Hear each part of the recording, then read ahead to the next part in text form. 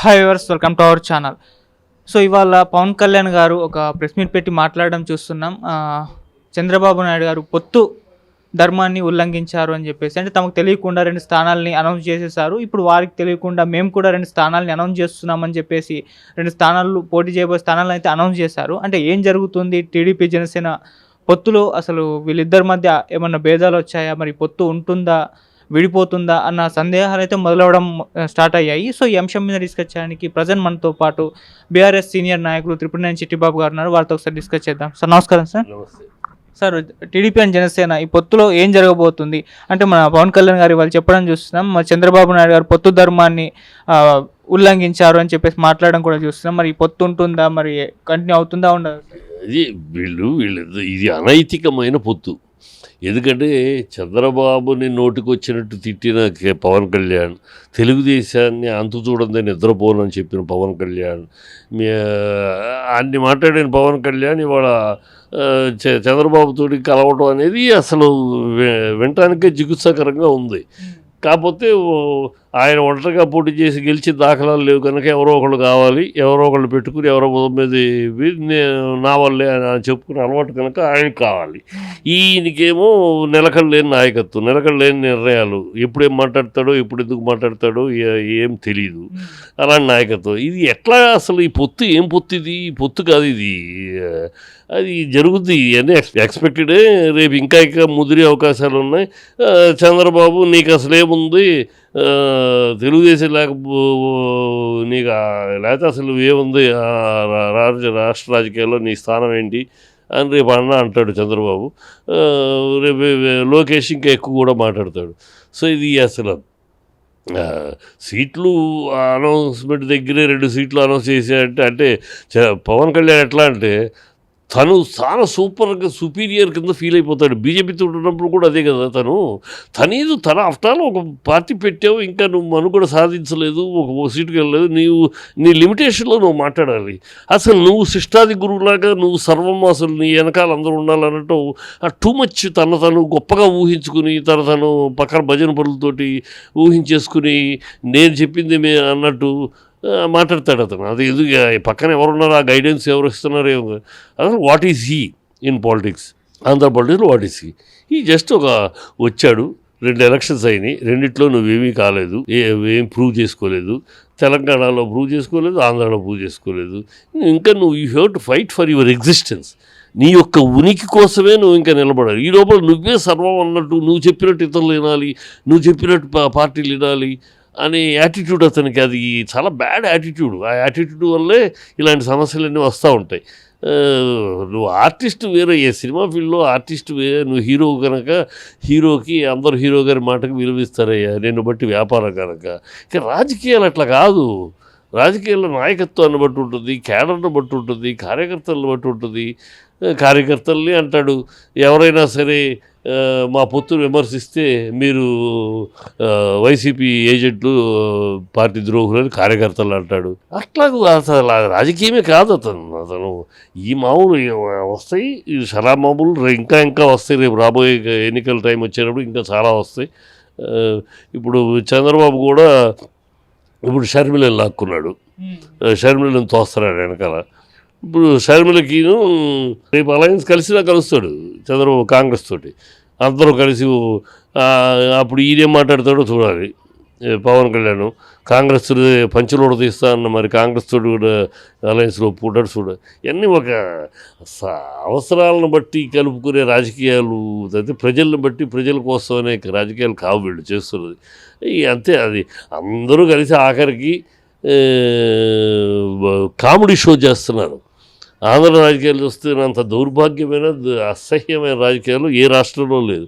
ఇక్కడ కామెడీ, ఒక పురంధేశ్వరి ఆవిడ ఒక పెద్ద కామెడీ, తండ్రిని అన్యాయం జరుగుతుంటే తండ్రి పక్కన నిలవకుండా ఎదురుగుండా వెళ్ళి నిలబడిన వ్యక్తి.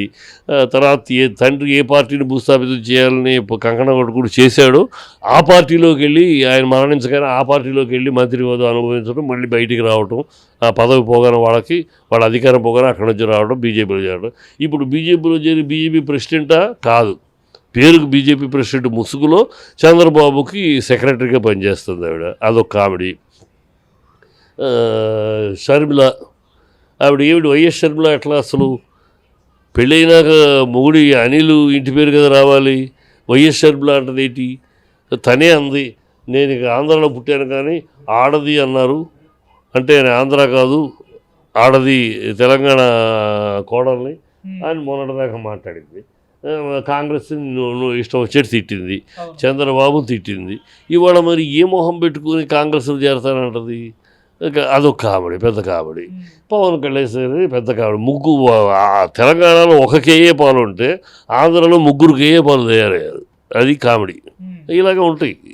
అందరూ కలిసి కామెడీ జోకర్స్ అంతా పాలిటిక్స్ కామెడియన్స్ అంతా కలిసి, పొలిటికల్ కామెడియన్స్ అంతా కలిసి మళ్ళీ జగన్ గెలిపించే రహదారులు ఇస్తున్నారు తప్పితే ఇంకోటి కాదు. మళ్ళీ ఇంకో 5 ఏళ్ళు అంధకారం తప్పదు ఆంధ్ర రాష్ట్రానికి ఈ భ్రష్ట రాజకీయాలు చేస్తున్న అపోజిషన్ పార్టీ వల్ల. మరి పవన్ కళ్యాణ్ గారికి మెగా ఫ్యామిలీ మరి వచ్చే ఎలక్షన్స్లో సపోర్ట్ చేయబోతుందా? అంటే నిహారిక గారు ఇంతకుముందు ఒక స్టేట్మెంట్ ఇచ్చారు, జనసేన పార్టీ తరపు నుంచి క్యాంపెయిన్ చేస్తాను, పవన్ కళ్యాణ్ గారు ఒక లీడర్ అని చెప్పేసి ఆమె చెప్పడం చూస్తున్నాం. మరి మెగా ఫ్యామిలీ మొత్తం కూడా రంగంలోకి దిగితే ఎలా, దాని బెనిఫిట్ ఏమైనా ఉంటుందా? ఏమి దిగిన మెగా ఫ్యామిలీ మొత్తం దిగినా కాదు, మొత్తం అరవై చిరంజీవి గారు బుధమ్మ వేసుకున్నా కూడా ఏమి కుదరదు. చిరంజీవి గారు నుంచుంటేనే ఏమైంది?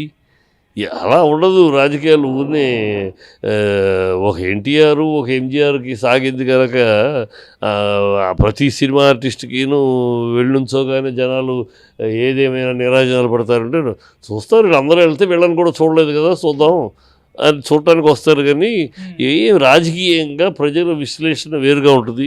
ప్రజలు చాలా తెలివిగలవాళ్ళు.